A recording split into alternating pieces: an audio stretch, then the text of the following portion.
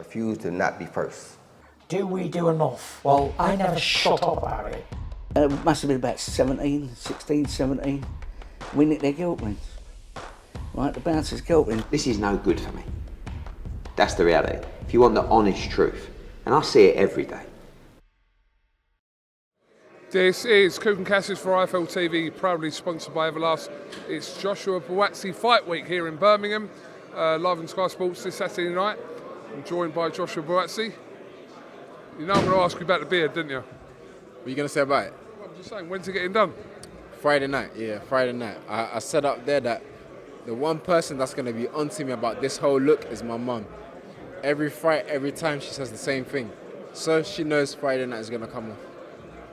Okay, well listen, Saturday night, like I said, you're back in action. How long have you been out the ring for now? It'll be almost 12 months, yeah. So, mentally for you, how's that been? It's been very hard, Kug. I mean, very up and down. I was reading something the other day that said scientists say that we have 60,000 thoughts on average. You believe that?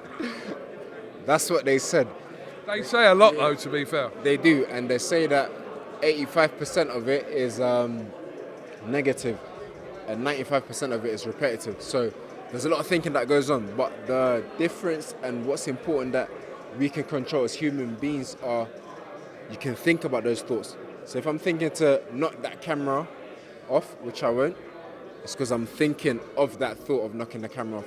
Are you following my trail? We can think of those thoughts that we're having, whether they're negative, positive, whatever it is, and we can pick which one to dwell on. So I've been thinking of those thoughts over the time that I've been inactive and, you know, how I can dwell on the positives. So that's what I've been doing, man, dwelling on the positives.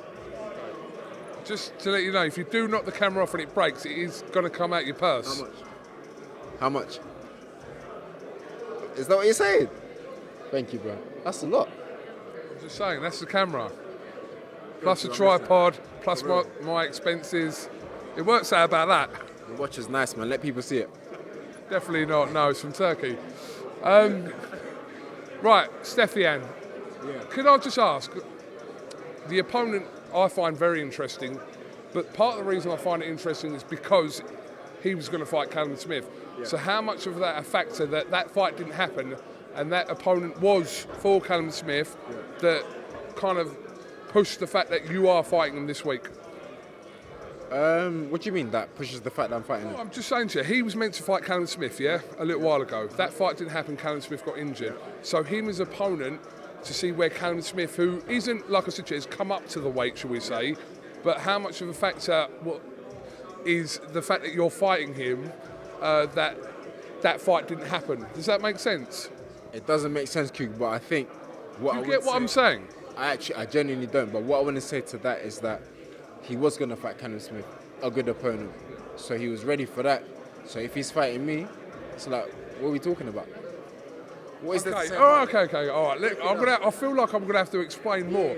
Right. So, for example, if he fought Callum Smith, right, and people thought, and Callum Smith, I'm making this up by the way.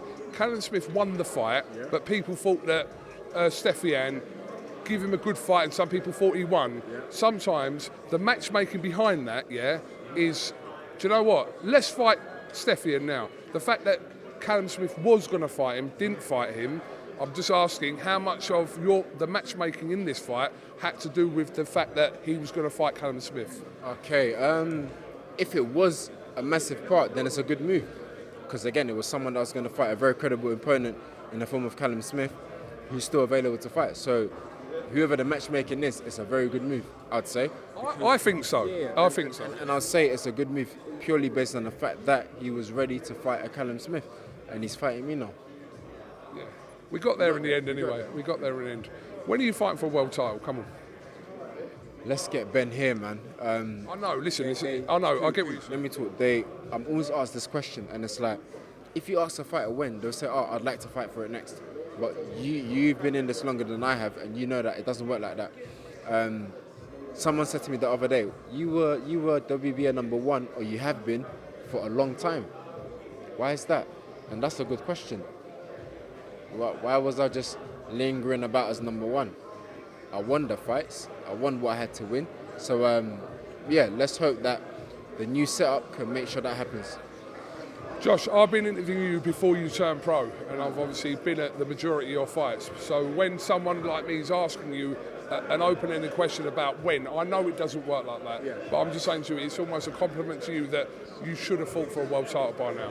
Yeah, and this is where it comes to the thinking stuff I was talking about. I can dwell on it and get upset, but I can only do what I can do. And it's, this is the guy that's in front of you, fight him, beat him, keep the good rankings. Again, hopefully the team I've got now will make me a mandatory, and I'll fight for the title, man. When I speak to any person or boxer, in your weight division from this country, I do ask the same questions because there are a lot of fights that we've spoken about for the last however many years about why hasn't this fight happened and this fight happened. But for yourself, what's the focus? The biggest fights possible, or for you to fight for a world title?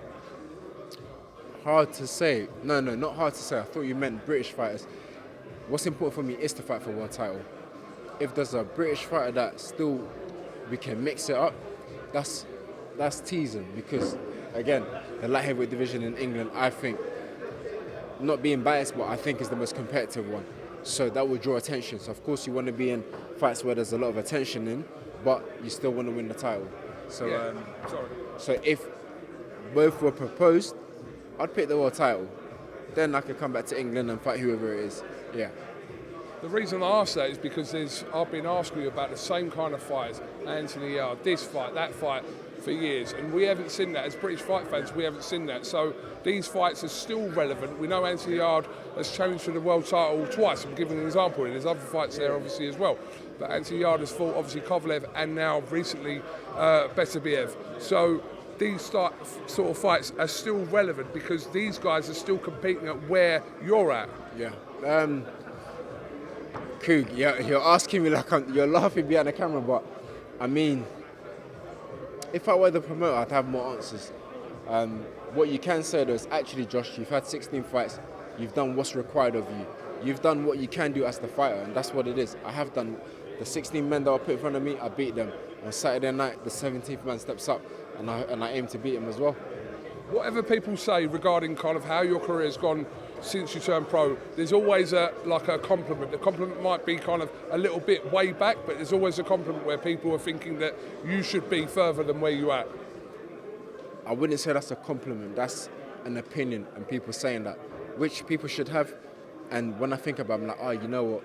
I should have done this. I should be this, or I could have done this. I'm not gonna faff about. I'm in the present right now. And present times, we're talking about Stepien. What's his last name? Stepien. Powell Stepien. Yeah, Stepien is his last name. That's who we're talking about. So in the present, I'm gonna deal with that, and then we can see what's next, man. Be interesting, obviously Birmingham here. Obviously not your area, but coming here, headline the show. Yeah, that ain't gonna phase you. You fight wherever. Fight wherever. 2 hands, 2 legs. Turnouts will be on. The lights will be bright. So that's all good, man. Last one, obviously, when you were announced as a signing for kind of to be on Sky Sports and boxing, etc., there was a few comments that were picked up on in your press conference. Do you look back at them comments and think, maybe I shouldn't have said them? They were picked up a lot regarding kind of other platforms and etc. You asked a lot of questions about kind of moving away from Matchroom and Eddie Hearn, etc. But you look back and mean everything you said? I'm here now, Q.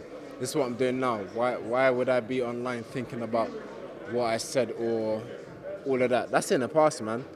I'm here now, and like I said, I'm boxing this weekend. That's my focus. My career is once, Q. Not just my career, but everyone as a fighter, our career is once. That's what we have to remember most importantly. The career is once. You're not going to get another career. You're not going to retire for 10 years and start again, no. So my career is once. Well, listen, get the job done this week, foremost. I know everyone's going to ask you questions about what's after this, world titles, etc. But for you, I know you're someone who will be completely focused on Saturday and nothing else matters. You've got to answer these questions to a certain degree, as you can understand.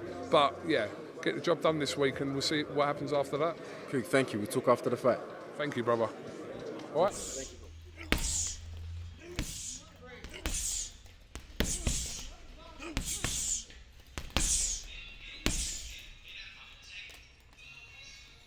I refuse to not be first. Do we do enough? Well, I never shut up about it. It must have been about 16, 17. We nicked their guilt rings. Right, the bouncers' guilt rings. This is no good for me. That's the reality. If you want the honest truth, and I see it every day.